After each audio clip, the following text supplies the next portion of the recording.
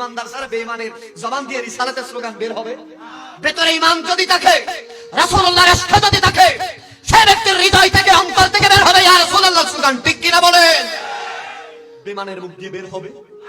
আবু জেহেল বলেছিল আমি সব মানি, আল্লাহরও মানি, খানাই কাবারও মানি, কিন্তু আমার ভাইস্তা মুহাম্মদকে আল্লাহ কিভাবে নবী বানাইছে এটা মানি। দুই ভাগ হয়ে গেছে, আল্লাহরও মানে সবাইরে মানে। সিদ্দিক আকবর বলতেছিল, সিদ্দিক বলো তুমি বিশ্বাস কাকে করো? আরে আমি বিশ্বাস করি দুনিয়ার চোখে দেখলো না দেখলো নবী মুস্তাফাকে বিশ্বাস করি। আরে কেমন বিশ্বাস করে? আবু জাহেল বলে যে আরে মুহাম্মদ কালকে রাতের কিছু সময় উম্মে হানির ঘর থেকে সিদরাতুল মুনতাহা জান্নাত জাহান্নাম সব ফাইর করে আসছে। আরে এটা কেমনে সম্ভব? এখান থেকে ফিলিস্তিনের মসজিদে রাখছা এক মাসের রাস্তা কিভাবে আসলো? সিদ্দিক আকবর বলেছে আমার নবী বলেছেন। আরে আবু লাহাব বলেছে হ।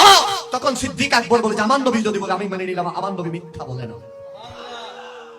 নবী মিথ্যা বলে। আবু লাহাব বলেছে তাহলে সিদ্দিক তুমি গেছো।